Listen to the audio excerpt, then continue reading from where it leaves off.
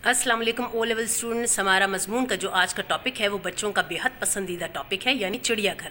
तो सबसे पहले पॉइंट हमारा होगा चिड़ियाघर के फ़ायदे क्या हैं, दूसरा पॉइंट होगा चिड़ियाघर के नुकसानात क्या हैं, और तीसरा होगा चिड़ियाघरों को बेहतर बनाने के लिए आप क्या सजेस्ट करते हैं, आपके पास क्या तजावीज़ हैं।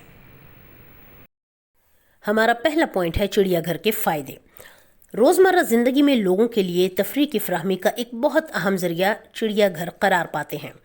चिड़ियाघर में बेशुमार नस्ल और इकसाम के जानवर और परिंदे पाए जाते हैं जो लोगों की तवज्जो और दिलचस्पी का मरकज़ होते हैं।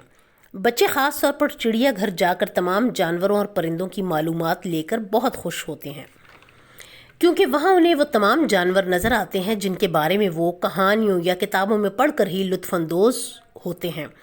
चिड़ियाघर जाकर उन्हें वो सब बराह रास्त देखने का मौका मिलता है। हमारा दूसरा पॉइंट है चिड़ियाघर के नुकसानात। चिड़ियाघर का सबसे बड़ा नुकसान तो ये है कि इसका वजूद ही हिफ्ज़ान सेहत के उसूलों के ख़िलाफ़ है। अगर कोई जानवर बीमार हो तो सैर के लिए गए हुए लोगों की सेहत भी मुतासर होने का ख़तरा होता है। इसके अलावा शेर, बबरशेर, चीता, हिरन, ज़ेब्रा, हाथी, बंदर जैसे वो जानवर जो जंगल के खुले माहौल में रहते हैं, उन्हें पिंजरों में बंद करके जानवरों के बुनियादी हक़ आज़ादी की खिलाफ वर्जी की जाती है। वो परिंदे जो दरख्तों पर चहचहाते हैं पिंजरे में कैदी बनकर रहते हैं। हमारा तीसरा पॉइंट है चिड़ियाघरों को बेहतर बनाने की तजावीज़।